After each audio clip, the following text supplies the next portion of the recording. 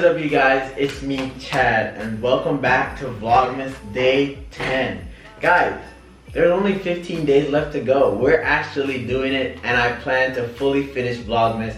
Even if I have to give you guys one video and you guys just say, God, Chad, this was not it. I'm finishing Vlogmas and I'm going straight consistent. Like Consistent King right here. But guys, today I actually want to come and talk to you guys about 10 things I wish I knew before I started YouTube. Well, you guys already knew that because you read the title and you saw the thumbnail. I know that I may get some criticism for this because I have not been on YouTube that long, but I still have 10 stuff that I wish I knew before I started YouTube, because they are stuff that were a part of my journey. I've only been on YouTube for around, I think it's 5 months now, 5 going on 6 months, but I'm just gonna tell you guys the stuff I wish I knew before I started YouTube, because it might help someone out there. And I'm not a professional, I'm not a super marketing manager. I'm just telling you guys stuff I wish I knew. That's just a disclaimer. So let's get right into the video. I wrote them down just so I can have an idea of everything I was thinking about. The first thing I wish I knew before I started YouTube is when you first shoot your first video, it's gonna feel so weird talking to a camera. But now I'm so comfortable talking to a camera. Like, I could sit here and rant for hours just because it's just become second nature to me. And I know some people who do YouTube, but if there's a large crowd in public, they will not pop the camera out. They will not talk to their phone or their camera and go, hey guys, so we're here and here, because it's just uncomfortable for them. But it's not an unnatural feeling. It's gonna feel weird just sitting there and talking to your phone or talking to a camera. But what I do is, I don't think of it as if I'm talking to the camera. I think of it as if I'm talking to the audience that's gonna watch it. So in a way, I'm talking to you guys while you're watching it right now. I just won't get to hear your immediate response until you guys leave a comment. So don't forget to leave a comment, like, share, and subscribe. There we go. The second one is schedule your posts and stay consistent. A couple of YouTubers when I first started told me that YouTube rewards consistency because it keeps you on recommended pages. It keeps you, they know which niche you really fall in to recommend you to new people. And scheduling your posts and staying consistent are an important goal for me. Not important goal, an important thing that I have to do, especially while doing Vlogmas, so you don't fall behind. So I pre-record some videos. This video that you're seeing right now is shot today. It's posted today. Today is December 10th, Vlogmas Day 10. I'm shooting this right now. It's 11 a.m. You're getting it at 7. But not all my videos are like this. Some videos are recorded weeks in advance. Some videos, like my video that dropped yesterday, my creating Christmas cocktails, that was recorded 2 weeks ago. So pre-recording videos and having them ready to be edited and posted is something that you have to do. I recommend everybody gets a book. This is my little YouTube book. It's my little YouTube seat book. This is where I write down my ideas. I write down a to-do list, my shoot list, my upload list, my shoot schedule, and then this is where I do my idea breakdowns. So, and it just keeps you organized, because having it on your phone is nice and everything, but your phone does so many other stuff other than to do with just your YouTube book. So that's why I have my YouTube book, because it's strictly YouTube. There's nothing in here that's not about the YouTube craft. So if I know that there's something I need to do regarding YouTube, see how my Vlogmas is going, see how my upload schedule is looking, my shoot schedule, it's all in this book. And it's just a little cheap book.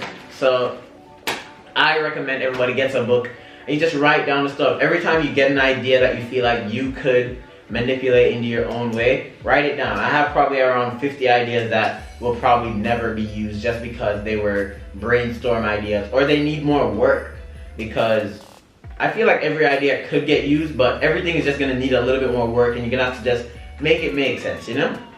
The third thing I wish I knew before I started YouTube is that collaborations are a key to growth. I know some people are gonna be like, that's not true, but I'm not saying they're the only key to growth, but they are a big step to growth. And I can admit, I've had my turn in collabing with a great amount of YouTubers. I've collabed with a bunch of great YouTubers that have taught me a lot because they know a lot more than you. I've gotten a chance to collab with Quiet Perry, Rushcam, Tavion, Melon Gypsy, Sing, Tanoia. I don't want to leave anybody out, but I've collabed with a bunch of people, and every one of them have either given me something to learn or a new experience, and I feel like it is a key to growth. And when I first started, I wasn't really scared to ask. Don't be scared to ask, because the worst they can say is no. And if they say no, it's okay. Like, you can't change it because they're not interested. Or it's not that they're always not interested. They may just not have the time, or they'd rather give you a tip for now, because it doesn't make much sense to collab with a YouTuber that you think will help your channel if you have nothing to show for it on your channel. Because when all these people are done watching this video of you two, they're gonna be like, alright, let me see what content they have. And when they go on your channel, you haven't been staying consistent, you haven't been posting regularly, your last upload was 3 months ago. They're not gonna stick around because they're like, this is not someone that is like the YouTuber that they just collabed with. So that goes back to staying consistent. I think staying consistent is probably one of the most important things you can do. Because even if your videos are not grabbing like huge numbers, at least you can show you're a trying youth. Always get there. You get me? The fourth thing I wish I knew before I started YouTube is do not watch face. And when I say do not watch face, I mean focus on yourself. Do not watch other people's numbers. When I first started YouTube, I felt like I was playing this huge game of catch up, because I have friends who are in the YouTube industry and they were already at 10K this, 10K that, and I just felt like I was just there trying to catch up. What I had to realize was I'm here trying to catch up with them, and I've only been on YouTube for a couple of days. So you really have to just understand that you cannot watch other people, cannot watch other people's numbers, cannot watch other people's likes, because it will never benefit you. And the best part, it'll never harm you. Other people striving will never harm you, because it's not like he got more subscribers so my subscribers went down. Your main competition is yourself, because nobody's watching you and saying, oh, he's in competition with her, he's in competition with her. Everybody is watching you for you. So don't try and change how you are, change your content to try and be like someone else. Just don't watch face, do what you like to do. And a lot of the videos that I shoot are videos I would want to watch. So that's just me. But the main goal, don't watch face, focus on yourself. The next thing I wish I knew before I started YouTube was to be knowledgeable and independent 100% at your own craft. This is something I knew for the most part, because I've always shot my own videos. You guys are sitting on a tripod. I edit my own videos, I make my own teasers, then I make my own thumbnails. But I think it's something that everybody should know once they're trying to go in the YouTube field. You don't want to have to be dependent on anybody for anything, other than some stuff that would require like massive skill, like a good intro. Some people have really good intros, or their end screens. But other than that, I think you should be fully knowledgeable, just so even if you have an editor, even if you have someone who helps you with your videos, if worst case scenario, you could do it yourself. You get me? Sorry if I sound like I have a list, guys.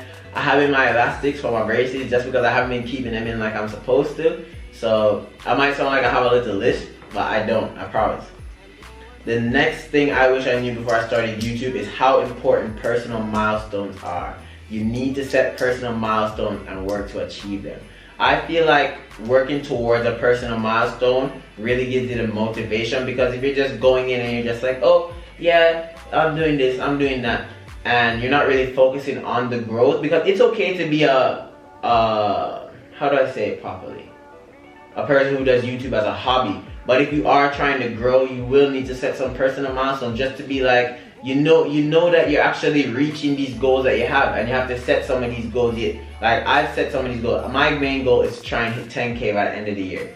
So that's my goal. I hope to walk in 2021 with 10,000 subscribers, and it might happen. I just have to keep working hard. I have to see what happens. But I feel like setting personal milestones and working to achieve them is an important goal that everybody should have. My next thing I wish I knew before I started YouTube is to not be afraid to take inspiration. I feel like sometimes people will watch a video and they'll be like, oh, you copied so-and-so, you copied so-and-so. But I don't feel like there's any copying on YouTube, because somebody could come and sit right here, do the same 10 things I wish I knew before I started YouTube. It'd be a completely different video. We could read the same exact pointers that I wrote down, and it'd be a completely different video. So I don't feel like taking an inspiration from someone else's channel is a bad thing, as long as you put your own twist to it. And it's so hard to not put your own twist to it, unless you're doing the exact same thing, and it's so hard. So I'd say don't be afraid to take inspiration from other people. See how you could manipulate it, see how you could make it yours in your own way, because everybody's doing a lot of videos nowadays, so it's gonna be hard to find ideas that have never been done. And you will find some, but every video that you do will not be one that somebody's never done. So you just have to know how to put your own twist on it. You just have to know how to manipulate it properly into being a video that we watched for you. So yeah, sorry guys, I ramble a lot, don't it? The next video. The next thing I wish I knew before I started YouTube is develop thick skin. I feel like developing thick skin, especially if you plan to go far in the YouTube thing, because that's my goal. I plan to go as far as I can. But I've had to learn that I have to develop some thick skin, because some people will go out of their way to make you feel bad. Like I've had a couple people and they just try, and you just have to understand this person is trying really hard to make you feel bad. So don't give them any energy towards it. I've had people make fake pages and then come talk a bunch of mess in my DMs, and I've had people create fake YouTube pages and then comment they just comment crap really. But you have to just know how to develop thick skin, and don't let everything everyone says offend you. And don't take disrespect as creative criticism, because a lot of people will try and hide their creative criticism as disrespect, and it's not hide their disrespect as creative criticism. But it's not always like that. So you just have to know what you're putting your energy towards, and don't let anybody's bad vibes of how your video was to them affect you. Because there are some people, I know some people, they'll love this video that I do and then they'll hate the next one, but I'm like, it's just really up to what you like. So develop thick skin, understand the difference between criticism and disrespect, and don't give any negative energy towards it, because that's all they want. All they want to do is just get you back in a bad mood. You get me? So the next thing I wish I knew before I started YouTube was how important your title and your thumbnail are. Because I feel your title and your thumbnail are really important, because not even for your, I keep saying because. I feel like your title and your thumbnail are really important.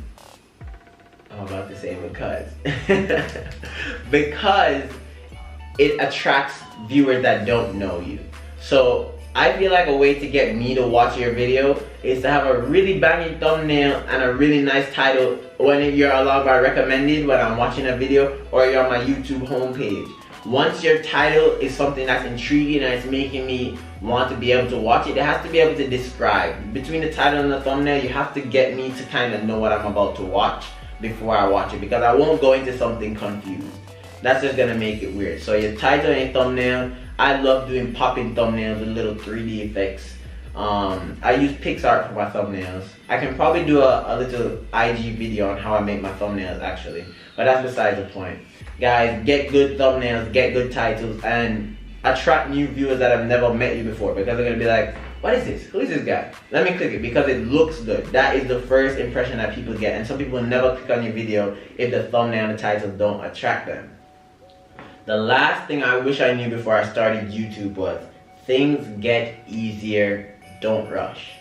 I felt like when I first started, just like what I said, I was playing the big game of catch up, and I was just running to try and be this big YouTuber. I wanted to do this, I wanted to be like the other people that I knew that were already at point B, when I felt like I was stuck at point A. But then I took a step back and I realized I'm not at point A. I'm just going on my own journey at my own time, and I'm at a good pace. So I just said, don't rush, things get easier. And I feel like for all the people who are trust me, I still consider myself a really small YouTuber, but I know there are people who wouldn't.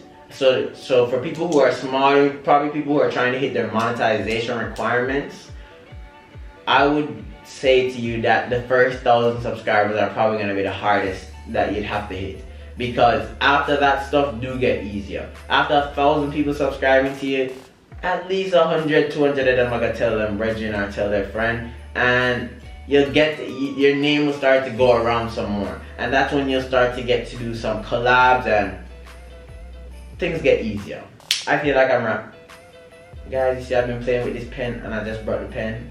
I just brought the pen to, you know. Guys, things get easier, don't rush. And that is the end of my 10 things I wish I knew before I started YouTube. I have a banger video dropping tomorrow for Vlogmas Day 11. Comment down below what you guys want to see next week, because I have a few videos lined up, but Drew's birthday is actually next week, so I need 3 videos for the 18th, the 19th, and the 20th. So comment down below what videos you guys would want to see, or actually go head to my IG and send me a DM and tell me what you guys want to see. Peace out, and I hope you guys enjoy, and I hope you guys start your YouTube journey, because I was nervous when I started and I'm not nervous anymore. So everybody who's nervous and I'm iffy, oh, should I start my channel? This is your sign. Go and start your channel, be consistent, find your niche, only make videos that you would want to watch, that you'd like, and just do it. Don't be nervous. Things will get easier. Don't rush. Peace out, guys.